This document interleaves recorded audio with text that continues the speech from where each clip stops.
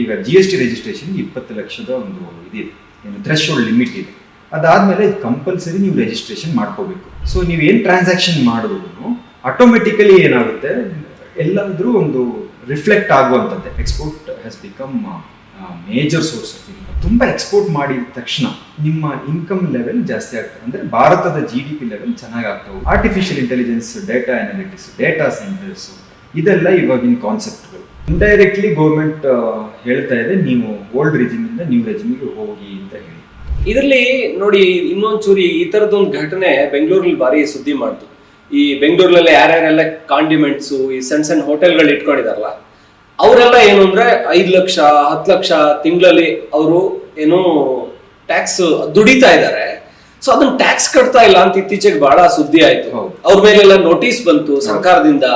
So ಹಿಂಗೆ ಅಲ್ವಾ, ನಮ್ ದುಡ್ಡೇ ಅಲ್ಲಿಗೆ ಹೋಗುತ್ತೆ, ಹಂಗೆ ಹೋಗುತ್ತಲ್ವಾ. ಅವ್ರು ಅಲ್ಲಿ ಏನು ಆಗಿತ್ತು, ಯಾಕೆ ರೀತಿ ಆಯ್ತು? ಅದಂದ್ರೆ ರೀಸನ್ ಏನು ಅಂತ ಹೇಳಿದ್ರೆ, ಇವಾಗ ಎಲ್ಲಾನು UPI ಅಲ್ಲಿ ಟ್ರಾನ್ಸಾಕ್ಷನ್ ನಡೆಯುತ್ತೆ. ನಿಮಗೆ ಗೊತ್ತಿದೆ, ಯಾರ ಹತ್ರನು ಕ್ಯಾಶ್ ಅಷ್ಟು ತಗೊಂಡೋಗಿ, ಎಸ್ಪೆಷಲಿ ಬೆಂಗಳೂರಲ್ಲಿ ನಾನು ಹೇಳೋದು ಅಂತ ಹೇಳಿದ್ರೆ ಕ್ಯಾಶ್ ಟ್ರಾನ್ಸಾಕ್ಷನ್ಸ್ ಸ್ವಲ್ಪ ಕಡಿಮೆ ಇದೆ. ಅಂದರೆ ಮೆಟ್ರೋ ಸಿಟೀಸ್ ಅಲ್ಲಿ ತಗೊಂಡ್ರೆ, ಬೆಂಗಳೂರು ದೊಡ್ಡ ಸಿಟೀಸ್ ಅಲ್ಲೆಲ್ಲ ಇಂಡಿಯಾದಲ್ಲಿ ಇದೆ, ಎಲ್ಲ GPay ಅಲ್ಲೇ ಪೇ ಮಾಡುವಂಥದ್ದು, UPIಗಳಲ್ಲೇ ಪೇ ಮಾಡುವಂಥದ್ದು. ಸೊ ಏನಾಗುತ್ತೆ ಅಂತ ಹೇಳಿದ್ರೆ, ನೀವು ಎಲ್ಲ ಕ್ರೆಡಿಟ್ ಬ್ಯಾಂಕಿಗೆ ಅಕೌಂಟ್ ಆಗಿದ ತಕ್ಷಣ ಎಲ್ಲ ಟ್ರಾನ್ಸಾಕ್ಷನ್ಸ್ ನಿಮ್ದು ರೆಕಾರ್ಡ್ ಆಗ್ತಾ ಇದೆ ಬ್ಯಾಂಕ್ ಸ್ಟೇಟ್ಮೆಂಟಲ್ಲಿ.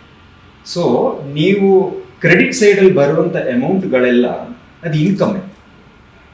ಸೊ ನೀವು UPI ಅಲ್ಲಿ ಬಂದಿರೋಂಥ ಅಮೌಂಟು ಅದು ಇನ್ಕಮ್ ಅಂತ ಹೇಳಿ, ಈಗ ಸೇ ಫಾರ್ ಎಕ್ಸಾಂಪಲ್ GST ಅವರು ಕೇಳ್ತಾರೆ, ನೀವು ಇವಾಗ GST ರಿಜಿಸ್ಟರ್ಡ್ ಆಗಿರೋ ವೆಂಡರ್ ಹತ್ರ ಕೇಳ್ತಾರೆ, ನೀವು ಬ್ಯಾಂಕ್ ಸ್ಟೇಟ್ಮೆಂಟ್ ಕೊಡಿ ಅಂತ ಕೇಳ್ತಾರೆ. ಬ್ಯಾಂಕ್ ಸ್ಟೇಟ್ಮೆಂಟ್ ಇವರು ಸಬ್ಮಿಟ್ ಮಾಡಿದ ತಕ್ಷಣ ಅವರೆಲ್ಲ ಏನೆಲ್ಲ ಡೆಪಾಸಿಟ್ ಆಗಿದೆ ಅಕೌಂಟಿಗೆ ಅಂತ ಹೇಳಿ ಎಲ್ಲ ನೋಡ್ತಾರೆ. ಡೆಪಾಸಿಟ್ ಆಗಿದ್ಮೇಲೆ ಅವ್ರು ಕೇಳ್ತಾರೆ, ನಿಮ್ಮದು ಈಗ GST ರಿಜಿಸ್ಟ್ರೇಷನ್ 20 ಲಕ್ಷದ ಒಂದು ಇದಿದೆ, ಏನು ಥ್ರೆಶೋಲ್ಡ್ ಲಿಮಿಟ್ ಇದೆ. ಅದಾದಮೇಲೆ ಕಂಪಲ್ಸರಿ ನೀವು ರಿಜಿಸ್ಟ್ರೇಷನ್ ಮಾಡ್ಕೋಬೇಕು GST ಅಂಡರಲ್ಲಿ. ಇದಾದ್ಮೇಲೆನೂ GST ರಿಜಿಸ್ಟ್ರೇಷನ್ ಮಾಡ್ಕೊಂಡಿರೋದು. ಅವಾಗ ಕೇಳ್ತಾರೆ, ನಿಮ್ಮ ಈ ವರ್ಷದ ಡೆಪಾಸಿಟ್ ಮೋರ್ ದೆನ್ 20 lakhs ಇದೆ, ಏನಕ್ಕೆ GST ನೀವು ರಿಜಿಸ್ಟರ್ ಮಾಡ್ತಾ ಇಲ್ಲ, ನೀವು ಏನಕ್ಕೆ GST ಕಲೆಕ್ಟ್ ಮಾಡಿ ಗೌರ್ಮೆಂಟಿಗೆ ಪೇ ಮಾಡ್ತಿಲ್ಲ ಅನ್ನೋಂಥದ್ದು ಕ್ವೆಶನ್ ಬರುತ್ತೆ. ನಿಮ್ಮ ಟ್ರಾನ್ಸಾಕ್ಷನ್ ಪರ್ಸನಲ್ ಇರುತ್ತೆ ಅಂದರೆ, ಸೇ ಫಾರ್ ಎಕ್ಸಾಂಪಲ್ ನೀವು ನನಗೆ ದುಡ್ಡು ಕೊಟ್ಟಿರ್ತೀರಾ, ಅದನ್ನೆಲ್ಲ ಎಕ್ಸ್ಪ್ಲೈನ್ ಮಾಡಬೇಕಾಗುತ್ತೆ. ಅಂದರೆ ಇನ್ ಟರ್ಮ್ಸ್ ಆಫ್ ಲೋನ್ ಕೊಟ್ಟಿರ್ಬೋದು, ಅದೆಲ್ಲ ಎಕ್ಸ್ಪ್ಲೈನ್ ಮಾಡಿದ್ರೆ ಓಕೆ, ನಿಮ್ಮ ಡಾಕ್ಯುಮೆಂಟ್ ಪ್ರಕಾರ ಅದನ್ನ ಪ್ರೂವ್ ಮಾಡಿದ್ರೆ ಅದು ಓಕೆ. ಇಲ್ಲ ನಿಮ್ಮ ಇದು ಎಲ್ಲ ಇನ್ಕಮ್ ಇಂಡೈರೆಕ್ಟ್ಲಿ ನಿಮ್ಮ ಬಿಸ್ನೆಸ್ ಇಂದ ಬರ್ತಾ ಇದೆ, ಎಲ್ಲ ನೀವು ಮಾಡೋ ಏನು ಸೇವೆಗಳಿಂದ ಬರ್ತಾ ಇದೆ ಅಂತ ಹೇಳಿದ್ರೆ ಅದು GSTಗೆ ಒಳಗಾಗುತ್ತೆ. ಯಾಕಂತ ಹೇಳಿದ್ರೆ ಡೆಪಾಸಿಟ್ ಆಗಿರುವಂಥದ್ದು ಬ್ಯಾಂಕ್.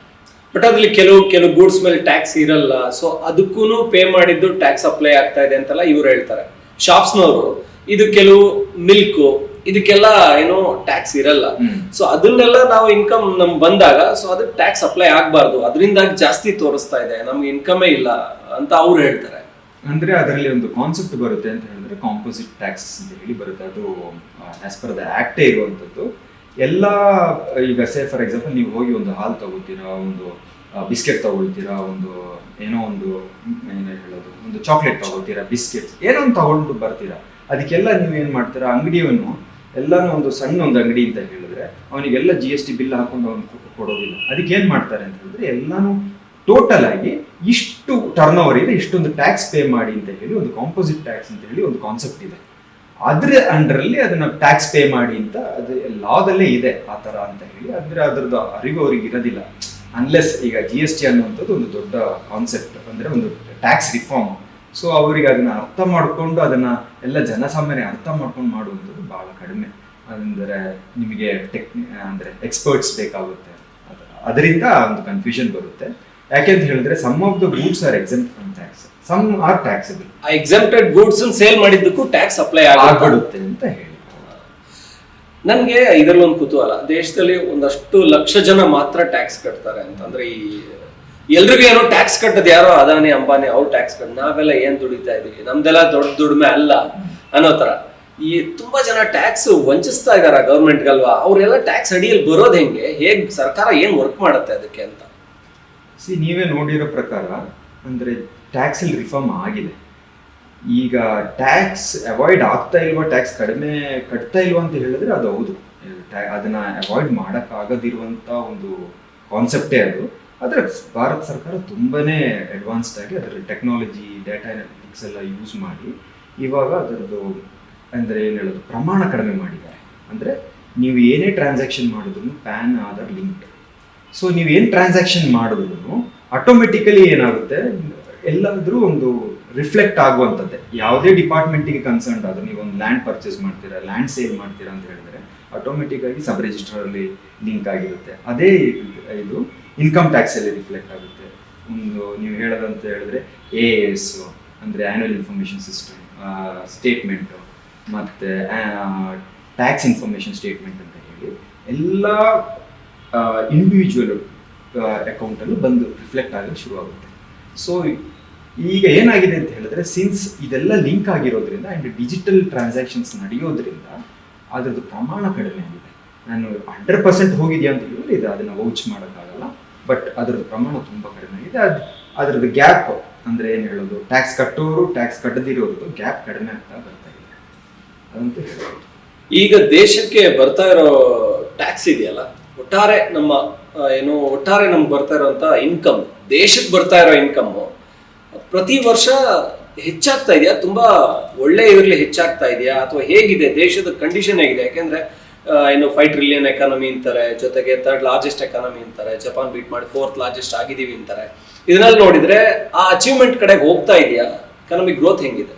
ಎಕನಾಮಿಕ್ ಗ್ರೋತ್ ತುಂಬಾನೇ ಚೆನ್ನಾಗಿದೆ. ಅಂದ್ರೆ ನೀವು ಹೇಳೋದು ಅಂತ ಹೇಳಿದ್ರೆ, ನೀವು ಯಾವ್ದನ್ನೇ ತಗೊಳ್ಳಿ, ಅಂದ್ರೆ ಎಕ್ಸ್ಪೋರ್ಟ್, ಎಸ್ಪೆಷಲಿ ಎಕ್ಸ್ಪೋರ್ಟ್ ನೀವು ತಗೊಂಡ್ರೆ, export has become major source of income for India.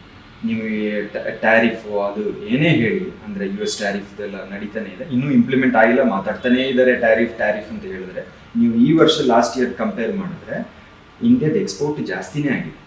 So Bharat is in a good way ಆ ಥರ ಹೇಳ್ಬೋದು. ಅಂದರೆ ತುಂಬಾ ಡೆವಲಪ್ಡ್ ಕಂಟ್ರಿ ಆಗುವಂಥ ಒಂದು ದಾರಿಲೇ ಇದೆ ಅಂತ ಹೇಳ್ಬೋದು. ಇನ್ನು ಅಂದರೆ ಅದೇ ಒಂದು ಮೆಟ್ರಿಕ್ಸ್ ಮಾತ್ರ ನಾನು ಹೇಳುವಂಥದ್ದು. ಇವಾಗ ನೀವು ಜನಸಾಮಾನ್ಯರ ಜೀವನನೂ ನೋಡಿದ್ರು ಎಲ್ಲರ ಇನ್ಕಮ್ ಲೆವೆಲ್ನು ಚೆನ್ನಾಗಾಗ್ತಾ ಹೋಗ್ತಿದೆ, ಸ್ಟ್ಯಾಂಡರ್ಡ್ ಆಫ್ ಲಿವಿಂಗ್ ಚೆನ್ನಾಗಾಗ್ತಾ ಇದೆ, ಎಲ್ರದ್ದು ಎಜುಕೇಷನ್ ಇಂಪ್ರೂವ್ಮೆಂಟ್ಸ್ ಆಗ್ತಾ ಇದೆ, ಸ್ಟೇಟ್ ಪಾರ್ಟಿಸಿಪೇಷನ್ ಚೆನ್ನಾಗಿದೆ, ಸೊ ಇನ್ಫ್ರಾಸ್ಟ್ರಕ್ಚರ್ ಚೆನ್ನಾಗಿದೆ. ಸೊ ಇದೆಲ್ಲ ನೀವು ನೋಡಿದ್ರೆ ಡಿಜಿಟಲ್ ಎಕಾನಮಿ, ಮತ್ತು ನೀವು ಏನು ಹೇಳೋದು, ಭಾರತದ ಡಿಫೆನ್ಸ್ ತಗೊಳ್ಳೋದು ಅಂತಂದರೆ ಎಲ್ಲನೂ ಚೆನ್ನಾಗಿದೆ. ಅಂದರೆ ಅದೆಲ್ಲ ಎಕ್ಸಾಂಪಲ್ ಆಗುತ್ತೆ, ಭಾರತದ್ದು ವೇ ಚೆನ್ನಾಗಿದೆ. ನೀವು ಇವಾಗ ಸಿಂಪಲ್ ಎಕ್ಸಾಂಪಲ್ ಅಂತ ಹೇಳಿದ್ರೆ, ನೀವು ಭಾರತದ ಸುತ್ತ ಇರುವಂಥ ಕಂಟ್ರಿಗಳನ್ನ ಒಂದ್ಸಲಿ ಥಿಂಕ್ ಮಾಡಿ ನೋಡಿ. ಇಲ್ಲ ನೀವು ಸ್ವಲ್ಪ ಹೋಗಿ ಆ ಕಡೆ ಹೋಗಿ ಆಫ್ರಿಕಾದ ಕಡೆ ಇರುವಂಥ ಕಂಟ್ರೀಸ್ ಸುತ್ತನೂ ಒಂದು ಸ್ವಲ್ಪ ಥಿಂಕ್ ಮಾಡಿ ನೋಡಿ. ಅಂದರೆ ಆ ಕಂಟ್ರೀಸ್ಗೂ ಈ ಭಾರತದಿರೋ ಸುತ್ತ ಇರೋ ಕಂಟ್ರೀಸ್ನು ಮತ್ತು ಭಾರತನ ನೀವು ಕಂಪೇರ್ ಮಾಡಿ, ಇನ್ನು ಯುರೋಪಿಯನ್ ಕಂಟ್ರೀಸ್ನು ಕಂಪೇರ್ ಮಾಡಿ, ಇವೆಲ್ಲನೂ ಕಂಪೇರ್ ಮಾಡಿದ್ರೆ ಭಾರತ ಈ ಎಲ್ಲ ಮಧ್ಯದಲ್ಲೂ ಭಾರತ ಸುಗಮವಾಗಿ ಸಾಗ್ತಾ ಇದೆ ಅಂತ ಹೇಳಿದ್ರೆ it's a sign of improvement and it's sign of a growth. ಅಂದ್ರೆ ನನಗೆ ಅನ್ಸೋದು ಜನಸಂಖ್ಯೆ ಜಾಸ್ತಿ ಇದೆ ದೇಶದಲ್ಲಿ, ಆ ಕಾರಣಕ್ಕೆ ಪರ್ ಕ್ಯಾಪಿಟಲ್ ಇನ್ಕಮ್ ತುಂಬಾ ಜಾಸ್ತಿ ಆಗ್ತಾ ಇಲ್ಲ. ಬಟ್ ಎಕನಾಮಿಕ್ ಗ್ರೋತ್ ಇದೆ, ನಮ್ಮ GDP ಚೆನ್ನಾಗಿದೆ ಅಂತಾರೆ. ಬಟ್ ಬೇರೆ ದೇಶಗಳಲ್ಲಿ ಜನಸಂಖ್ಯೆ ಜಾಸ್ತಿ ಇರೋ ದೇಶಗಳಲ್ಲಿ ಯಾಕೆ ಇಷ್ಟು GDP ಗ್ರೋತ್ ಇಲ್ಲ? ಈಗ ಫಸ್ಟ್ ಕ್ವಾರ್ಟರ್, ಸೆಕೆಂಡ್ ಕ್ವಾರ್ಟರ್ಲಿ 8.6, 7.2 ಈ ತರದ್ದು ಡೆವಲಪ್ಮೆಂಟ್ ಇದೆಯಲ್ಲ, ಇಂಡಿಯಾದಲ್ಲಿ ಇಷ್ಟು ಚೆನ್ನಾಗಿ ಡೆವಲಪ್ ಆಗ್ತಿರೋದಕ್ಕೆ ಈ ಎಕ್ಸ್ಪೋರ್ಟ್ ಜಾಸ್ತಿ ಆಗಿ, ಡಿಫೆನ್ಸ್ ಎಕ್ಸ್ಪೋರ್ಟ್ ಕೂಡ ತುಂಬಾ ಚೆನ್ನಾಗಿದೆ. ಇದೇ ಕಾರಣನ ಏನು, ಯಾಕೆ ಪರ್ ಕ್ಯಾಪಿಟಲ್ ಜಾಸ್ತಿ ಆಗಬೇಕು ಅಂದ್ರೆ ಏನ್ ಮಾಡ್ಬೇಕು? ಜನಸಂಖ್ಯೆ ಜಾಸ್ತಿ ಇದ್ರೂ ಪರ್ ಕ್ಯಾಪಿಟಲ್ ಜಾಸ್ತಿ ಆಗಬೇಕು ಅಂದ್ರೆ ಏನ್ ಮಾಡ್ಬೋದು ದೇಶದಲ್ಲಿ? ಅಂದ್ರೆ ನಿಮ್ಗೆ ಏನಕ್ಕೆ ಭಾರತ ಇಷ್ಟು ಎಕ್ಸ್ಪೋರ್ಟ್ ಬೆಲೆ ಏನು ಕಂಡಿಡುತ್ತೆ ಅಂತ ಹೇಳಿದ್ರೆ, ನಿಮ್ಮ ರಿಯಲೈಸೇಷನ್ ಜಾಸ್ತಿ ಇರುತ್ತೆ, ಅಂದ್ರೆ ನಿಮ್ಮ ಬೊಕ್ಕಸ ಜಾಸ್ತಿ ಇರುತ್ತೆ. ಡಾಲರ್ ಇದರಿಂದ ರಿಯಲೈಸೇಷನ್ ಆಗೋದ್ರಿಂದ ಅದು ನಿಮ್ಮ ಬೊಕ್ಕಸ ಜಾಸ್ತಿ ಆಗುತ್ತೆ. ಬಿಟ್ಟರೆ ಇವಾಗ ತುಂಬ ಇಂಪೋರ್ಟ್ ಮಾಡ್ತಿದ್ದೀರಾ ಅಂತ ತಿಳ್ಕೊಳ್ಳಿ, ನಮ್ಮ ಭಾರತದಲ್ಲೇ ಕನ್ಸಂಪ್ಷನ್ ಜಾಸ್ತಿ, ಬೇರೆ ಕಂಟ್ರಿ ಮೇಲೆ ಡಿಪೆಂಡ್ ಆಗ್ತಾ ಇದೆ ಅಂತ ಹೇಳಿದ್ರೆ ನಿಮ್ಮ ಭಾರತದ ದುಡ್ಡು ಬೇರೆ ಕಂಟ್ರಿಗೆ ತುಂಬ ಡಾಲರ್ ಟರ್ಮ್ಸಲ್ಲಿ ತುಂಬ ಹೋಗೋಕ್ಕೆ ಶುರುವಾಗುತ್ತೆ. ಸೊ ಒಂದು ಎಕ್ಸ್ಪೋರ್ಟ್ ಮ್ಯಾಟ್ರಿಕ್ಸಲ್ಲಿ ಅಂತ ಹೇಳೋದು ಅಂತ ಹೇಳಿದ್ರೆ, ನೀವು ತುಂಬ ಎಕ್ಸ್ಪೋರ್ಟ್ ಮಾಡಿದ ತಕ್ಷಣ ನಿಮ್ಮ ಇನ್ಕಮ್ ಲೆವೆಲ್ ಜಾಸ್ತಿ ಆಗ್ತದೆ, ಅಂದರೆ ಭಾರತದ GDP ಲೆವೆಲ್ ಚೆನ್ನಾಗಿ ಆಗ್ತಾ ಹೋಗುತ್ತೆ. ಅಂದರೆ ಭಾರತದಲ್ಲೂ ನೀವು ಟ್ರಾನ್ಸಾಕ್ಷನ್ ಮಾಡೋದ್ರಿಂದನೂ ಆಗುತ್ತೆ.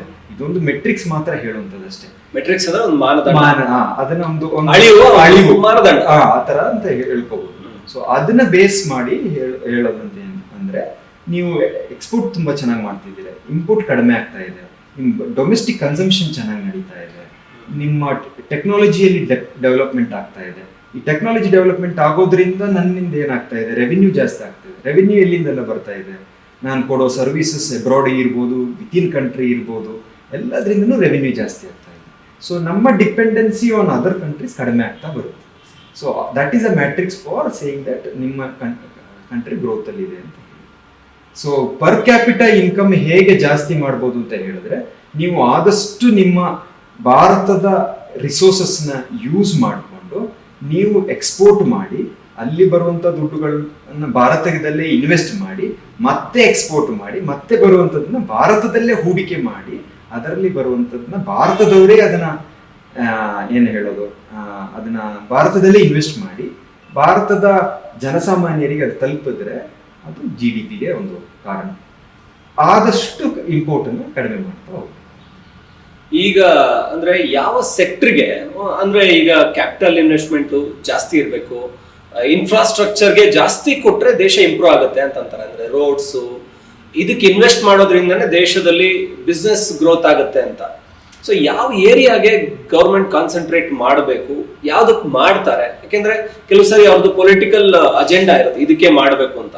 ಈಗ ಯುದ್ಧಗಳಾಗ್ತಾ ಇದೆ, ಯುದ್ಧ ಆಗುತ್ತೆ ಅಂತಂದಾಗ ನಮ್ದು ಡಿಫೆನ್ಸ್ಗೆ ಜಾಸ್ತಿ ಇನ್ವೆಸ್ಟ್ ಮಾಡಬೇಕು, ಆಗೇನಾಗುತ್ತೆ ಇನ್ಫ್ರಾಸ್ಟ್ರಕ್ಚರ್ಗೆ ಇನ್ವೆಸ್ಟ್ ಮಾಡಕ್ ಆಗಲ್ಲ. ಸೊ ಇದನ್ನ ಬ್ಯಾಲೆನ್ಸ್ ಹೇಗ್ ಮಾಡ್ತಾರೆ, ಹೇಗ್ ಮಾಡಿದ್ರೆ ಒಳ್ಳೇದು ಅನ್ಸುತ್ತೆ ಆಸ್ ಎಕನಾಮಿಸ್ಟ್ ನೀವು ನೋಡಿದಾಗ? ನಾನು ಹೇಗೆ ಇದನ್ನು ನೋಡ್ಬೋದು ಅಂತ ಹೇಳಿದ್ರೆ, ಯಾವ ಸೆಕ್ಟರ್ಗೂ ನಾನು ಚೆನ್ನಾಗಿ ಮಾಡಿದೆ ಅಂತ ಹೇಳಿ ಯಾವ ಮಿನಿಸ್ಟ್ರಿನೂ ಹೇಳಲ್ಲ. ಅಂದ್ರೆ ಬಡ್ಜೆಟ್ ಅಲ್ಲಿ ನನಗೆ ತುಂಬಾ ಖುಷಿ ಆಯ್ತು ಬಡ್ಜೆಟ್ ಅಲೋಕೇಶನ್ ಅಂತ ಹೇಳಿ ಯಾರು ಹೇಳ್ಕೊಡಲ್ಲ. ಯಾಕೆಂತ ಹೇಳಿದ್ರೆ, ನಾನು ಇವಾಗ ಇನ್ಫ್ರಾಸ್ಟ್ರಕ್ಚರ್ ಬೇಕು ಅಂತ ಹೇಳಿ ಇನ್ಫ್ರಾಸ್ಟ್ರಕ್ಚರ್ ಮಿನಿಸ್ಟ್ರಿ ಇವಾಗ ಕೇಳಿದ್ರೆ ಅವ್ರು ಏನು ಹೇಳ್ತಾರೆ, ಫೈನಾನ್ಸ್ ಮಿನಿಸ್ಟ್ರಿ ನನಗೆ ಬಜೆಟ್ ಇಲ್ಲ, ನನಗೆ ಟೆಕ್ನಾಲಜಿನ ಫೋಕಸ್ ಮಾಡಬೇಕು, ಟೆಕ್ನಾಲಜಿ ಫೋಕಸ್ ಮಾಡಬೇಕು ಅಂತ ಹೇಳಿದ್ರೆ ಟೆಕ್ನಾಲಜಿ ಅವ್ರು ಹೇಳ್ತಾರೆ ನನಗೆ ಟೆಕ್ನಾಲಜಿಗೆ ತುಂಬಾ ಕೊಡಿ ಅಂತ ಹೇಳ್ತಾರೆ. ಸೊ ಯಾರೂ ಅದನ್ನ ಸ್ಯಾಟಿಸ್ಫೈಡ್ ಮಾಡಕ್ ಆಗಲ್ಲ. ಸೊ ಹೇಗೆ ನೀವು ಇದನ್ನ ಸಮತೋಲನವಾಗಿ ನೋಡ್ಕೊಂಡು ಹೋಗ್ಬೋದು ಅಂತ ಹೇಳಿದ್ರೆ, ನಾನು ಇವಾಗ ಈ ಅಂದ್ರೆ ಮಾಡುವಂತ ಒಂದು ಖರ್ಚು 5 ವರ್ಷದಲ್ಲಿ ಭಾರತಕ್ಕೆ ಏನು ಇಂಪ್ಯಾಕ್ಟ್ ಆಗುತ್ತೆ ಅದನ್ನ ತಲೆಯಲ್ಲಿ ಇಟ್ಕೊಂಡೆ ಅದನ್ನ ಭಾರತ 5 ವರ್ಷ 10 ವರ್ಷದಲ್ಲಿ ಈ ಮಾಡುವಂತ ಬಜೆಟ್ ಇಂದ ಏನ್ ಇಂಪ್ಯಾಕ್ಟ್ ಆಗುತ್ತೆ ಅಂತ ಹೇಳಿ ಅವರು ಪ್ಲಾನ್ ಮಾಡಿ, ಇವಾಗ ಫಾರ್ ಎಕ್ಸಾಂಪಲ್ ಇವಾಗ artificial intelligence, data analytics, data centres, ಇದೆಲ್ಲ ಇವಾಗಿನ ಕಾನ್ಸೆಪ್ಟ್ಗಳು. ಸೊ ಇದರಲ್ಲಿ ಏನು ಇನ್ವೆಸ್ಟ್ ಮಾಡಿದ್ರೆ ಭಾರತಕ್ಕೆ ಹೇಗೆ ಲಾಭ ಅಂತ ಹೇಳಿ ಆ ಥರ ಒಂದು ಅನಾಲಿಸಿಸ್ ಮಾಡ್ಕೊಂಡು ಹೋಗ್ತಾರೆ. ಡಿಫೆನ್ಸ್ ಅಂತ ಹೇಳಿದ್ರೆ ನಿಮ್ಗೆ ಗೊತ್ತು, ಡಿಫೆನ್ಸಿಗೆ ಅಂತ ಹೇಳಿದ್ರೆ ಭಾರತ ನೀವು ಹೇಳಿದ ಪ್ರಕಾರ ಎಲ್ಲಿ ನೋಡಿದ್ರು ಇವಾಗ ಯುದ್ಧನೇ. ಸೊ ಅದಕ್ಕೆ ಎಷ್ಟು ಇನ್ವೆಸ್ಟ್ ಮಾಡ್ಬೋದು, ಎಷ್ಟು ಆ ಇನ್ವೆಸ್ಟ್ಮೆಂಟ್ ಭಾರತದಲ್ಲೇ ಮಾಡ್ಬೋದಾ, ಡಿಫೆನ್ಸ್ನ ನಾವು ಭಾರತದಲ್ಲೇ ಡೆವಲಪ್ ಮಾಡ್ಬೋದಾ, ಅಲ್ಲ ಭಾರತ ಬೇರೆ ಕಂಟ್ರೀಸ್ಗಳಲ್ಲಿ ಡಿಪೆಂಡೆಂಟ್ ಆಗಬೇಕಾಗುತ್ತೆ ಇನ್ನೂ ಟೆಕ್ನಾಲಜಿಗಳಲ್ಲಿ ಅಂತ ಹೇಳಿ ಅದನ್ನೆಲ್ಲ ಸಂಕ್ಷಿಪ್ತವಾಗಿ ನೋಡಿ ಪ್ಲಾನ್ ಮಾಡ್ತೀವಿ. ಬಟ್ ಇದನ್ನ ಮಾಡುವಾಗ ಇವ್ರ ತಲೆಯಲ್ಲಿ ನಾವು ತುಂಬಾ ಮೇಜರ್ ಆಗಿ ಇನ್ವೆಸ್ಟ್ ಮಾಡಬೇಕಾಗೋದು ರಿಸರ್ಚ್ ಅಂಡ್ ಡೆವಲಪ್ಮೆಂಟ್ಗೆ. ಅದನ್ನ ಮಾಡಿದ್ರೆ ಟೆಕ್ನಾಲಜಿನೂ ಇಂಪ್ರೂವ್ ಆಗುತ್ತೆ, ಅಥವಾ ನಮ್ದು ಎಲ್ಲ ಎಕ್ಸ್ಪೋರ್ಟ್ ಇಂಪ್ರೂವ್ ಆಗುತ್ತೆ. ಬಟ್ ನಮ್ಮ ದೇಶದಲ್ಲಿ ರಿಸರ್ಚ್ ಅಂಡ್ ಡೆವಲಪ್ಮೆಂಟ್ಗೆ ತುಂಬಾ ಕಡಿಮೆ ಬಜೆಟ್ ಕೊಡ್ತಾರೆ ಅನ್ನೋದು. ಯಾಕೆ ಸರ್ಕಾರ ಅದಕ್ಕೆ ಕೊಟ್ರೆ ಬೇರೆಲ್ಲವೂ ಇಂಪ್ರೂವ್ ಮಾಡೋದಕ್ಕೆ ಸಾಧ್ಯ ಇದೆಯಲ್ವಾ ಅಂತ. ರಿಸರ್ಚ್ ಅಂಡ್ ಡೆವಲಪ್ಮೆಂಟ್ ಅಂತ ಹೇಳಿದ್ರೆ ಹೇಗೆ ಅಂತ ಹೇಳಿದ್ರೆ, research and development in a way ಯಾವ್ದ್ರಲ್ಲೆಲ್ಲ ರಿಸರ್ಚ್ ಅಂಡ್ ಡೆವಲಪ್ಮೆಂಟ್ ಮಾಡುತ್ತಿದ್ದಾರೆ ಅಂತ ಹೇಳುವಂಥದ್ದು. ಫಾರ್ ಎಕ್ಸಾಂಪಲ್ ಈಗ ನಾನು ಹೇಳಿದೆ ಆರ್ಟಿಫಿಷಿಯಲ್ ಇಂಟೆಲಿಜೆನ್ಸ್, ನೀವು ಮಾಡ್ತಾನೆ ಅದನ್ನ ರಿಸರ್ಚ್ ಮಾಡ್ತಾ ಹೋಗುವಂಥದ್ದು. ನಿಮಗೆ ರಿಸರ್ಚ್ ಮಾಡಿ ಬಂದು ಒಂದು ಔಟ್ಪುಟ್ ಪ್ರಾಡಕ್ಟ್ ತಂದು ಅದನ್ನ ನೀವು ಬರೋಷ್ಟರಲ್ಲಿ ಬೇರೆ ಕಂಟ್ರಿ ತಗೊಂಡು ಮಾಡ್ಕೊಂಡು ಹೋಗಿರುತ್ತೆ. ಸೊ ನಿಮ್ಮ ಈಗ ಇರುವಂತ ಒಂದು ರಿಸೋರ್ಸಸ್ ಅಲ್ಲಿ ಬರುವಂಥದ್ದನ್ನೇ ಮಾಡ್ಕೊಂಡು ಹೋಗುವಂಥದ್ದು ಇಸ್ ದ ಬೆಸ್ಟ್ ವೇ. ಅಂದ್ರೆ ಇರುವಂತ ರಿಸೋರ್ಸಸ್ ಅಲ್ಲಿ ಮಾಡ್ಕೊಂಡು ಹೋಗುವಂಥದ್ದನ್ನ ಫೋಕಸ್ ಮಾಡ್ತಾರೆ. ಇನ್ ದ ಸೆನ್ಸ್ R&Dಗೆ ಅಂತಾನೆ ಫೋಕಸ್ ಮಾಡಲ್ಲ, unless you are into ಏನು ಹೇಳಿ ಡಿಫೆನ್ಸ್ ಆ ಥರ ಇದರಲ್ಲೆಲ್ಲ ಆದರೆ ಟೆಕ್ನಾಲಜಿ ಅಂದರೆ ಹೆಲ್ತ್ ಕೇರ್ ಟೆಕ್ನಾಲಜೀಸ್ ಅದರಲ್ಲೆಲ್ಲ R&D ಇರುತ್ತೆ. ಅಂದರೆ ಯಾವುದೆಲ್ಲ ಇನ್ ದ ಸೆನ್ಸ್ ಯಾವುದು ಸ್ಟ್ಯಾಟಿಕ್ ಆಗಿರಲ್ಲ, ಯಾವಾಗ ಬೇಗ ಚೇಂಜಸ್ ಇರುತ್ತೆ ಅದರಲ್ಲಿ ರಿಸರ್ಚ್ ನಡೀತಾ ಇರುತ್ತೆ. ಈ ಸಾರಿ ಟ್ಯಾಕ್ಸ್ ಸ್ಲ್ಯಾಬ್ ವಿಚಾರಕ್ಕೆ ಬಂದ್ರೆ ಏನಾದರೂ ಬದಲಾವಣೆ ಮಾಡ್ಬೋದಾ? ಯಾಕಂದ್ರೆ ಈಗಾಗಲೇ ತುಂಬಾ ಮಾಡಿದ್ದಾರೆ. GST 2.0 ಮಾಡಿದಾಗ ಸೊ ಆಲ್ಮೋಸ್ಟ್ ಎಲ್ಲರೂ ಈಗೇನು ಟ್ಯಾಕ್ಸ್ ಸ್ಲ್ಯಾಬ್ ಎಲ್ಲಿವರೆಗೂ ತಂದಿದ್ದಾರೆ ಅಂದ್ರೆ ಆಲ್ಮೋಸ್ಟ್ ಮಿಡ್ಲ್ ಕ್ಲಾಸ್ ಸಿಕ್ಕಾಪಟ್ಟೆ ರಿಲ್ಯಾಕ್ಸ್ ಇದ್ದಾರೆ. 12 lakh ವರೆಗೂ ಟ್ಯಾಕ್ಸ್ ಇಲ್ಲ ಅಂತ ಅನ್ಸುತ್ತೆ. ಸೊ ಇನ್ನೂ ಹೆಚ್ಚಿಂದ ಏನು ಮಾಡಕ್ ಸಾಧ್ಯ ಇಲ್ಲ ಅನ್ಸುತ್ತೆ. ಮಾಡಿದ್ರೆ ಏನ್ ಮಾಡಬಹುದು ಅಂತ ನಿಮ್ಗೆ ನೋಡಿರ್ಬೋದು. ಇವಾಗ ಲಾಸ್ಟ್ 2 years ಇಂದ ಇಂಡೈರೆಕ್ಟ್ಲಿ ಗೌರ್ಮೆಂಟ್ ಹೇಳ್ತಾ ಇದೆ ನೀವು ಓಲ್ಡ್ ರೆಜಿಮಿಂದ ನ್ಯೂ ರೆಜಿಮಿಗೆ ಹೋಗಿ ಅಂತ ಹೇಳಿ. ಇವಾಗ ನಿಮ್ಗೆ ಆಪ್ಷನ್ ಇತ್ತು, ನೀವು ಓಲ್ಡ್ ರೆಜಿಮಲ್ಸ್ ಆಪ್ಟ್ ಮಾಡ್ಕೋಬಹುದು, ನ್ಯೂ ರೆಜಿಮ್ ಆಪ್ಟ್ ಮಾಡ್ಕೋಬಹುದು ಅಂತ ಹೇಳಿ. ಅದನ್ನ ಈಗ ವಾಲಂಟ್ರಿಲಿ ಆಗಿನೇ ಅವ್ರು ಹೇಳ್ಬೋದು, ಇನ್ನು ನಿಮಗೇನು ನ್ಯೂ ರೆಜಿಮ್ ಮಾತ್ರ ಅಪ್ಲಿಕೇಬಲ್ ಅಂತ ಹೇಳಿ ಹೇಳ್ಬೋದು. ಯಾಕೆಂತ ಹೇಳಿದ್ರೆ ಓಲ್ಡ್ ರೆಜಿಮಲ್ಲಿ ನಿಮ್ಗೆ ಗೊತ್ತಿರೋ ಹಾಗೆ ತುಂಬಾ ಅಂದ್ರೆ ಡಿಡಕ್ಷನ್ಸ್ ಅದು ಎಲ್ಲ ಇರ್ತಿತ್ತು, ತುಂಬಾ ಏನು ಹೇಳೋದು ಬೋಗಸ್ ಕ್ಲೇಮ್ಸ್ ಆ ಥರ ಎಲ್ಲ ಬರ್ತಿತ್ತು, ಡಿಡಕ್ಷನ್ಸ್ ಎಲ್ಲ ಬರ್ತಾ ಇತ್ತು. ಸೊ ಗೌರ್ಮೆಂಟ್ ಅದನ್ನ ಐಡೆಂಟಿಫೈ ಮಾಡಿನೇ ನಿಮ್ಮ ಟ್ಯಾಕ್ಸ್ ಬ್ರಾಕೆಟ್ನ ಜಾಸ್ತಿ ಮಾಡಿ ನಿಮಗೆ ಇನ್ಕಮ್ ನಿಮ್ಗೆ ಅರ್ನ್ ಮಾಡಿ ಟ್ಯಾಕ್ಸ್ ಕಡಿಮೆನೆ ಕೊಡಿ, ಬಟ್ ಜೆನ್ಯೂನ್ ಟ್ಯಾಕ್ಸ್ನೇ ಪೇ ಮಾಡೋ ಥರ ಮಾಡಿದ್ದಾರೆ. ಸೊ ಅದನ್ನ ಈ ಸಲ ನನ್ನ ಪ್ರಕಾರ ಅದು ಒಂದು ಕಂಪಲ್ಸರಿಯಾಗಿ ತರ್ಬೋದು, ಅಂದ್ರೆ ನೀವು ನ್ಯೂ ರೆಜಿಮ್ಗೆ ಹೋಗ್ಬೇಕು ಅಂತ ಹೇಳಿ ತರ್ಬೋದು. ಸೂಪರ್. ಅಂದ್ರೆ ಸುಮ್ನೆ ಫೇಕ್ ಕ್ಲೇಮ್ ಎಲ್ಲ ಮಾಡೋದು, ಅದಕ್ಕಿಂತ ನಿಮ್ಗೆ ಫ್ರೀಡಮ್ ಕೊಟ್ಟಿದೀವಿ, ಅಷ್ಟರವರೆಗೂ ಟ್ಯಾಕ್ಸ್ ಕಟ್ಟೋದೇ ಬೇಡ, ಬಟ್ ಅದಕ್ಕಿಂತ ಜಾಸ್ತಿ ಇದ್ರೆ ಜಮೀನ ಕಟ್ಕೊಂಡು ಹೋಗಿ ಅಂತ ಹೇಳಿ. ಮತ್ತೆ ನಿಮ್ಗೆ ಟ್ಯಾಕ್ಸ್ ಜಾಸ್ತಿನೇ ಇತ್ತು ಓಲ್ಡ್ ರೆಜಿಮ್ ಅಲ್ಲಿ, ನೀವು ಅಂದ್ರೆ ಅಪ್ ಟು 10 lakh ಮಾತ್ರ ನಿಮಗೆ ಟ್ಯಾಕ್ಸ್ ಬ್ರಾಕೆಟ್ ಇತ್ತು. ಇವಾಗ ಅದನ್ನ 24 lakh ತನಕ ಮಾಡಿದ್ದಾರೆ ಅಂತ ಹೇಳಿದ್ರೆ ಟ್ಯಾಕ್ಸ್ ಬ್ರಾಕೆಟ್ಸ್, ನಿಮಗೆ ಅಷ್ಟು ತನಕನೂ ಟ್ಯಾಕ್ಸ್ ಉಳಿಯುವಂಥದ್ದು. ಸೊ ನಿಮಗೆ ನ್ಯೂ ಟ್ಯಾಕ್ಸ್ ರೆಜಿಮ್ ಅಲ್ಲೇ ಹೋಗುವಂಥದ್ದನ್ನ ಕಂಪಲ್ಸರಿಯಾಗಿ ಮಾಡ್ಬೋದು. ಜನರಿಗೆ ಇದ್ರ ನಡುವೆ ಒಂದು ಕುತೂಹಲ ಇರುತ್ತೆ, ಲೋನ್ ತಗೊಳುತ್ತೆ ಸರ್ಕಾರ ಅಂತ ಅವಾಗ ಹೇಳಿದ್ರೆ, ಸರ್ಕಾರ ಲೋನ್ ನ ಹೆಂಗ್ ತಗೊಳುತ್ತೆ, ಎಲ್ಲಿಂದ ತಗೊಳುತ್ತೆ? ಯಾಕಂದ್ರೆ ಇದು ಸಾವಿರಾರು ಕೋಟಿಯ ಲೋನ್, ಲಕ್ಷಾಂತರ ಕೋಟಿ ಲೋನ್. ಸರ್ಕಾರ ಹೇಗ್ ತಗೊಳುತ್ತೆ, ಲೋನ್ ಯಾರಿಂದ ತಗೊಳುತ್ತೆ ಅಂತ? ಇದು ಲೋನ್ ಅಂದಿದ ತಕ್ಷಣ ಏನಕ್ಕೆ ಲೋನ್ ತಗೊಳ್ತಾರೆ ಅನ್ನೋದು ಗೊತ್ತಾಗಬೇಕು. ನಾನು ಅದಕ್ಕೊಂದು 100 ರೂಪಾಯಿದ ಎಕ್ಸಾಂಪಲ್ ಕೊಡ್ತೀನಿ. ಈಗ ನಿಮ್ಮ ಇನ್ಕಮ್ಮು 100 ರೂಪಾಯಿ ಅಂತ ಇಟ್ಕೊಳ್ಳಿ, ಖರ್ಚು ನಿಮಗೆ 120 ರೂಪಾಯಿ ಬಂತು. ಎಲ್ಲಿಂದ 20 ರೂಪಾಯಿ ತರ್ತೀರ? ನಿಮ್ಮ ಮನೆಯಲ್ಲಾದ್ರೆ. ಅಂದ್ರೆ ನಾನು ಲೋನಿಗೆ ಹೋಗ್ಬೇಕು, ನನಗೆ ಇನ್ಕಮ್ ಇರೋದೇ 100 ರೂಪಾಯಿ, ನನ್ನ ಖರ್ಚು ಬಂತು 120 ರೂಪಾಯಿ. ಸೊ 20 ರೂಪಾಯಿ ನಾನು ಲೋನಿಗೆ ಹೋಗ್ಬೇಕು, ನನಗೆ ಬೇರೆ ಆಪ್ಷನ್ ಇಲ್ಲ.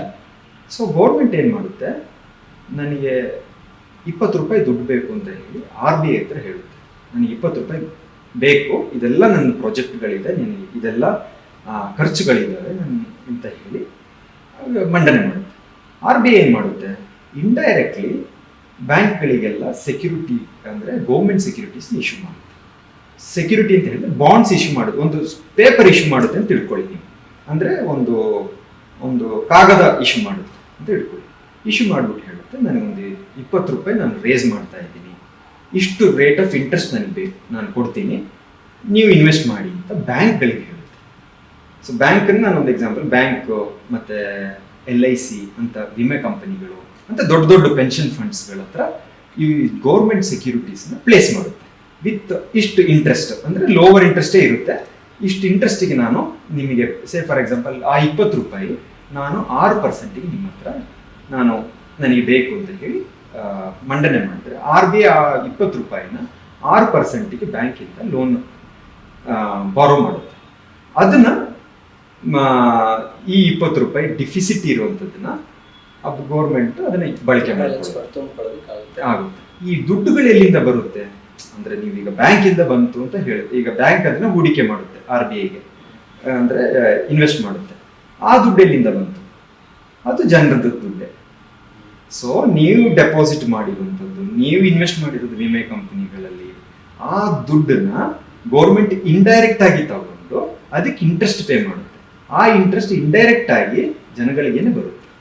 ಸೊ ಗೌರ್ಮೆಂಟ್ ಏನ್ ಮಾಡುತ್ತೆ ಅಂತ ಹೇಳಿದ್ರೆ, ಇಂಡೈರೆಕ್ಟ್ಲಿ ಆ ಒಂದು ಫಿಸಿಕಲ್ ಡಿಫಿಸಿಟ್ನ ಇಂಡೈರೆಕ್ಟ್ ಆಗಿ ಕಲೆಕ್ಟ್ ಮಾಡ್ಕೊಳ್ಳುತ್ತೆ. ಅಂದ್ರೆ ಜನಸಾಮಾನ್ಯರಿಂದ ಬಂದಿರೋ ದುಡ್ಡಿನಿಂದನೇ ಅದಕ್ಕೆ ಇಷ್ಟು ಇಂಟ್ರೆಸ್ಟ್ ಅಂತ ಹೇಳಿ ಕೊಡುತ್ತೆ. ಈ PF ದೆಲ್ಲ ಅಮೌಂಟ್ ಇರುತ್ತಲ್ಲ, ಅದೆಲ್ಲ ಸರ್ಕಾರದ ಕೈಯಲ್ಲೇ ಇರುತ್ತೆ, ಅವ್ರು ಅದನ್ನ ಬಳಕೆ ಮಾಡ್ಕೋತಾರ. ನಮ್ಮ PF ಅಮೌಂಟ್, ಸೊ ಅದು ಸರ್ಕಾರದ ಅಡಿ ಬರುತ್ತಲ್ವಾ, ಅವ್ರು ಅದನ್ನ ಈ ತರದಕ್ಕೆ ಯೂಸ್ ಮಾಡ್ಕೋತಾರ. ಅದೇ ಪೆನ್ಷನ್ ಫಂಡ್ ಅಂತ ಹೇಳಿದೆ ನಾನು. ಸೊ ಪೆನ್ಷನ್ ಫಂಡ್ ಅಲ್ಲಿ PF ಇನ್ಕ್ಲೂಡೆಡ್. ಸೊ ಅದಕ್ಕೆ ಅವರಿಗೆ ಗೊತ್ತಿರುತ್ತೆ, ಅಂದ್ರೆ ಇಷ್ಟು ಅಮೌಂಟ್ ನಮ್ಮ ಹತ್ರ ಇದೆ ಅಂತ ಹೇಳಿ. ಆ ಕಂಪನೀಸ್ಗಳೆಲ್ಲ ಈ ತರ ಗೌರ್ಮೆಂಟ್ ಬಾಂಡ್ಸ್ಗೆ ಇನ್ವೆಸ್ಟ್ ಮಾಡುತ್ತೆ. ಅಂದ್ರೆ ಎಲ್ಲಿ ಗೌರ್ಮೆಂಟ್ ಯಾವಾಗಲೂ ಗೌರ್ಮೆಂಟ್ ಡಿಫಾಲ್ಟಿಗೆ ಬರಲ್ಲ. ಅಂದ್ರೆ ನೀವು ಅನ್ಲೆಸ್ ನೀವು ಅಷ್ಟು ಏನು ಕಂಟ್ರಿ ಚೆನ್ನಾಗಿಲ್ಲ, ಅಷ್ಟು ಇಕಾನಮಿ ಚೆನ್ನಾಗಿ ಪರ್ಫಾರ್ಮ್ ಆಗೋದಿಲ್ಲ ಅಂತ ಹೇಳಿದ್ರೆ ಮಾತ್ರ ಇಟ್ ಮೇ ಎಫೆಕ್ಟ್ ಏನು ಇಂಟ್ರೆಸ್ಟ್ ಪೇಮೆಂಟ್ಸ್ ಅಂತ. ಇಲ್ಲ ಅಂತ ಹೇಳಿದ್ರೆ ಭಾರತ ಈಗ ಬಾರೋ ಮಾಡ್ತಾ ಇದೆ ಅಂತ ಹೇಳಿದ್ರೆ ಎಲ್ರಿಗೂ ಏನು ಭರವಸೆ, ಡೆಫಿನೆಟ್ಲಿ ಪೇ ಮಾಡುತ್ತೆ ಇಂಟ್ರೆಸ್ಟ್ ಅಂತ ಹೇಳಿ. ಅದು ಲಾಂಗರ್ ಪೀರಿಯಡ್ ಇರುತ್ತೆ. ಸೇ ಫಾರ್ ಎಕ್ಸಾಂಪಲ್ 10 ವರ್ಷ 20 ವರ್ಷದ ಬಾಂಡ್ಸ್ಗಳಾಗಿರುತ್ತೆ. ಸೊ ನನಗೆ 6% 20 ವರ್ಷಕ್ಕೆ ಬರುತ್ತೆ ಅಂತ ಹೇಳಿದ್ರೆ, ಗೌರ್ಮೆಂಟಿಂದ ಬರುತ್ತೆ ಅಂತ ಹೇಳಿದ್ರೆ ಅದು ಕಡ್ಡಾಯವಾಗಿ ಬರುತ್ತೆ ಅಂತ ಗೊತ್ತಿರುತ್ತೆ ಎಲ್ರಿಗೂ. ಸೊ ಅದನ್ನ ಈ PF ಫಂಡ್ಗಳನ್ನು ಅಲ್ಲಿ ಇನ್ವೆಸ್ಟ್ ಮಾಡಿ. ಈ ಲೋನ್ಗಳನ್ನ ಅಂದ್ರೆ ಈ ಲೋನ್ ಅಲ್ಲ, ಟೋಟಲ್ ಬಜೆಟ್ ಬಂದಾಗ ಅದರಲ್ಲಿ ರಾಜ್ಯಗಳಿಗೆ ಒಂದಷ್ಟು ಶೇರ್ ಹೋಗುತ್ತೆ, ಬೇರೆ ಬೇರೆ ಯೋಜನೆಗಳಿಗೆ ಒಂದಷ್ಟು ಶೇರ್ ಹೋಗುತ್ತೆ, ಮತ್ತೆ ಈಗಾಗಲೇ ಸಾಲ ಇರುತ್ತೆ, ಅದಕ್ಕೆ ಬಡ್ಡಿ ಕಟ್ಟಬೇಕು. ಇದು ಹೆಂಗೆ ಒಂದು 100 ರೂಪಾಯಿ ಅಂತಂದ್ರೆ ಯಾವ ರೀತಿ ಅದನ್ನ ಡಿವೈಡ್ ಮಾಡ್ತಾರೆ? 100 ರೂಪಾಯಿ ಅಂತ ಹೇಳಿದ್ರೆ, ಇವಾಗ 100 ರೂಪಾಯಿ ಬಜೆಟ್ ಅಂತ ಹೇಳಿದ್ರೆ, ಎಕ್ಸ್ಪೆಂಡಿಚರ್ ಅಂತ ಬಜೆಟ್ ಅಂತ ಹೇಳಿದ್ರೆ, ಸೊ ನಂದು 100 ರೂಪಾಯಿಯಲ್ಲಿ ಭಾರತ ಸರ್ಕಾರದ 24 ರೂಪಾಯಿ ಲೋನ್ ರೀಪೇಮೆಂಟ್ ಹೋಗುತ್ತೆ. ಅಂದ್ರೆ ಹಳೆ ಲೋನ್ಗಳು ಏನಿದೆ ಅದಕ್ಕೆ ಹೋಗುತ್ತೆ. ಇನ್ನು 22 ರೂಪಾಯಿ ಸ್ಟೇಟ್ ಗೌರ್ಮೆಂಟಿಗೆ, ಎಲ್ಲಾ ಸ್ಟೇಟ್ ಗೌರ್ಮೆಂಟಿಗೆ ಏನು GST share applicable finance committee recommendation ಪ್ರಕಾರ ಎಲ್ಲರಿಗೂ 22% ಹೋಗುತ್ತೆ. ಇನ್ನು ಉಳಿಯುವಂತ 54%, ಆ 54% ಅಲ್ಲೇ ನೀವು ಬಜೆಟ್ ಮಾಡಬೇಕಾಗುತ್ತೆ. ಅಂದ್ರೆ 54 ರೂಪಾಯಿಯಲ್ಲೇ ನೀವು ಇಷ್ಟು ದೊಡ್ಡ ಬಜೆಟ್ ನ ಮಾಡಿ ಭಾರತ ಸರ್ಕಾರ ಅಂದ್ರೆ ಎಲ್ಲ ಮಿನಿಸ್ಟ್ರಿಗೂ ಫೋಕಸ್ ಮಾಡಬೇಕಾಗುತ್ತೆ. ಇದರ ನಡುವೆ ಈ ಬಜೆಟ್ ಅಲ್ಲಿ ಒಂದಷ್ಟು ಇದು ಬರುತ್ತಲ್ಲ, ಅಂದ್ರೆ ಫಿಸಿಕಲ್ ಡೆಫಿಸಿಟ್ ಅಂತ ಹೇಳ್ತಾರೆ. ಅದು ಯಾವ ತರ ಅಂದ್ರೆ ಸಿಕ್ಕಾಪಟ್ಟೆ ಲೋನ್ ಇದೆ ದೇಶಕ್ಕೆ, ಏನು 200 ಲಕ್ಷ ಕೋಟಿ ಲೋನ್ ಇದೆ. ಸೊ ಇದನ್ನ ಹೆಂಗೆ ಬ್ಯಾಲೆನ್ಸ್ ಮಾಡ್ತಾರೆ? ಆ ಬಡ್ಡಿ ಕಟ್ಟೋದು ಇದೆಲ್ಲದನ್ನು ಮಾಡೋದೇ ದೊಡ್ಡ ತಲೆನೋವಲ್ವಾ? ಅದನ್ನ ಹೊಂದಿಸಿ ಆಮೇಲೆ ಬಜೆಟ್ ಕೊಡಬೇಕು. ಆ ಫಿಸಿಕಲ್ ಡೆಫಿಸಿಟ್ ಹೆಂಗೆ ಸರಿದೂಗಿಸ್ತಾರೆ? ಅಂದ್ರೆ ಅವರು ಫಸ್ಟಿಗೆ ಒಂದು ಮೆಟ್ರಿಕ್ಸ್ ಇಟ್ಕೋತಾರೆ, ಅಂದ್ರೆ ಒಂದು ಬೆಂಚ್ ಮಾರ್ಕ್ ರೇಟ್ ಇಟ್ಕೋತಾರೆ. ಫಿಸಿಕಲ್ ಡೆಫಿಸಿಟ್ ಎಷ್ಟು ತನಕ ಮಾಡಬಹುದು ಅಂತ ಹೇಳಿ ನಾನು ಆಗ್ಲೇ ಹೇಳಿದ ಪ್ರಕಾರ ಇವರು ಮಂಡನೆ ಮಾಡಿದ ಎಲ್ಲಾ ಬಜೆಟ್ಗಳನ್ನ ಅವ್ರು ರಿವ್ಯೂ ಮಾಡಿ ಎಷ್ಟು ತನಕ ನನಗೆ ಫಿಸಿಕಲ್ ಡೆಫಿಸಿಟ್ ಬರುತ್ತೆ ಅನ್ನೋದನ್ನ ಒಂದು ಕ್ಯಾಲ್ಕುಲೇಟ್ ಮಾಡ್ತಾರೆ. ಮಾಡಿದಾಗ last year I think it was 4.8% ಇತ್ತು. ಅಂದ್ರೆ physical deficit of the total budget 4.8% ಇತ್ತು. ಇವಾಗ ಅದು 4.4% ಆಗ್ಬೋದು ಅಂತ ಒಂದು ಪ್ಲಾನ್, ಅಂದ್ರೆ ಈ ವರ್ಷ ಆಗ್ಬೋದು ಅನ್ನೋದು ಒಂದು ಎಲ್ಲರ ಪ್ರೆಡಿಕ್ಷನ್ ಇದೆ. ಅದು ಇನ್ನು ಬಂದಾಗಲೇ ಗೊತ್ತಾಗುತ್ತೆ ಎಷ್ಟು ಫಿಸಿಕಲ್ ಡೆಫಿಸಿಟ್ ಇರುತ್ತೆ ಅಂತ. ಅಂದ್ರೆ ಇದು ಹೇಗೆ ಅಂತ ಹೇಳಿದ್ರೆ, ಇವಾಗ ನೀವು ಒಂದು ಮನೇಲಿ ಎಜುಕೇಶನ್ ಇದೆ ಅಂತ ತಿಳ್ಕೊಳ್ಳಿ. ಅಂದ್ರೆ ಎಜುಕೇಶನ್ ಮಾಡಬೇಕು ಅಂತ, ಎಜುಕೇಶನ್ ಪೇ ಮಾಡಬೇಕು ಅಂದ್ರೆ ಸ್ಕೂಲ್ ಫೀಸ್ ಪೇ ಮಾಡಬೇಕು. ಎಲ್ಲಾ ವರ್ಷ ನಾನು ಲೋನ್ ತಗೊಂಡೆ ಫೀಸ್ ಪೇ ಮಾಡ್ತೀನಿ ಅಂತ ಹೇಳಿದ್ರೆ ಅದು bad way of using the finance. So ಅದನ್ನ ಹೇಗೆ ನಾನು ಫೈನಾನ್ಸ್ನ ಯೂಸ್ ಮಾಡಿಕೊಂಡು ನನ್ನ ಅಂದ್ರೆ ಮನೇನ ಎಷ್ಟು ಚೆನ್ನಾಗಿ ನಡ್ಸ್ಕೊಂಡು ಹೋಗ್ತೀನಿ, ಅಂದ್ರೆ ನನ್ನ ಇನ್ಕಮ್ ಮತ್ತೆ ಎಕ್ಸ್ಪೆಂಡಿಚರ್ನ ಎಷ್ಟು ಚೆನ್ನಾಗಿ ಬ್ಯಾಲೆನ್ಸ್ ಮಾಡ್ಕೊಂಡು ಹೋಗ್ತೀನಿ, ಅದೇ ತರ ಭಾರತನು ಪ್ಲಾನ್ ಮಾಡ್ಕೊಳ್ಳುತ್ತೆ. ನನ್ನ ಇನ್ಕಮ್ ಇಷ್ಟಿದೆ, ಅದರಲ್ಲಿ ಈ ವರ್ಷ ಖರ್ಚು ಮಾಡಿದ್ರೆ ಈ ವರ್ಷ ಬರುವಂತ ರೆವೆನ್ಯೂ ಎಷ್ಟು, ನಾನು ಇವತ್ತು ಖರ್ಚು ಮಾಡುವಂತ ಅಮೌಂಟು ಇನ್ನು 10 ವರ್ಷದಲ್ಲಿ ನನಗೆ ಎಷ್ಟು ಇನ್ಕಮ್ ಬರುತ್ತೆ, ಅದನ್ನ ಎಲ್ಲಾನು ಪ್ರೆಡಿಕ್ಟ್ ಮಾಡಿ ನನಗೆ ಇಷ್ಟೊಂದು ಫಿಸಿಕಲ್ ಡೆಫಿಸಿಟ್ ನಾನು ತಗೋಬಹುದು. ಅಂದ್ರೆ ನನಗೆ ಗೊತ್ತಾಗುತ್ತೆ, ಅಂದ್ರೆ ಇಷ್ಟು ಖರ್ಚು ಮಾಡಿದ್ರೆ, ಇಷ್ಟು ಎಕ್ಸ್ಪೆಂಡಿಚರ್ ಮಾಡಿದ್ರೆ ನನ್ನ ಇನ್ಕಮ್ ಇಷ್ಟು ಅಂತ, ಅಂದ್ರೆ ನನ್ನ ಎಕ್ಸ್ಪೆಂಡಿಚರ್ ಇಷ್ಟು, ನನ್ನ ಇನ್ಕಮ್ 10 ವರ್ಷದಲ್ಲಿ ಇಷ್ಟು ಅಂತ ಪ್ಲಾನ್ ಮಾಡಿ ಈ ವರ್ಷದಲ್ಲಿ ಇಷ್ಟು ನಾನು ಫಿಸಿಕಲ್ ಡೆಫಿಸಿಟ್ ತಗೋಬಹುದು ಅಂತ ಹೇಳಿ. ಸೊ ನೀವು ಫಿಸಿಕಲ್ ಡಿಫಿಸಿಟ್ನ ಆದಷ್ಟು ಅದೊಂದು ಬ್ಯಾಲೆನ್ಸ್ ಅಲ್ಲಿ ಇರಬೇಕು. ಇಟ್ ಶುಡ್ ನಾಟ್ ಗೋ ತುಂಬಾ ವೈಡ್ ಆಗಬಾರ್ದು, ತುಂಬಾ ಕಡಿಮೆನೂ ಆಗಬಾರ್ದು. ಸೊ ಇದೊಂದು ಬ್ಯಾಲೆನ್ಸಿಂಗ್ ಆಗಿ ಇಟ್ಕೊಂಡು, ಅಂದ್ರೆ ಫಿಸಿಕಲ್ ಡೆಫಿಸಿಟ್ ಅಂತ ಹೇಳಿದ್ರೆ ನಿಮ್ಗೆ ಆಗ್ಲೇ ಹೇಳಿದ ಪ್ರಕಾರ ನಿಮ್ಮ ಎಕ್ಸ್ಪೆಂಡಿಚರ್ ಮೋರ್ ದೆನ್ ಇನ್ಕಮ್, ಅದನ್ನ ಹೇಗೆ ಮ್ಯಾನೇಜ್ ಮಾಡ್ತೀವಿ ಅನ್ನೋಂಥದ್ದು, ಆ ಮ್ಯಾನೇಜ್ ಮಾಡುವಂಥದ್ದು ಬಾರೋಯಿಂಗ್. Thank you. ಇಷ್ಟೊತ್ತು ಮಾತಾಡಿದ್ದಕ್ಕೆ ಬೇರೆ ಬೇರೆ ವಿಷಯಗಳು, ಜನಸಾಮಾನ್ಯರಿಗೆ ಅವನ ಮನೆಯಲ್ಲೊಂದು ಹಣನ ಹೇಗೆ ಖರ್ಚು ಮಾಡಬೇಕು ಅನ್ನೋದನ್ನೇ ಸರ್ಕಾರ ಕೂಡ ಯೋಚನೆ ಮಾಡುತ್ತೆ ಅನ್ನೋದು, ಅದನ್ನು ಬೇರೆ ಬೇರೆ ಸೆಕ್ಟರ್ಗಳಿಗೆ ಹೆಂಗೆ ಪ್ಲಾನ್ ಮಾಡಿ ಡಿವೈಡ್ ಮಾಡಿ ಸಾರ್ಟ್ ಔಟ್ ಮಾಡಿ ಕೊಡ್ತಾರೆ ಅಂತ. Thank you. Thank you sir.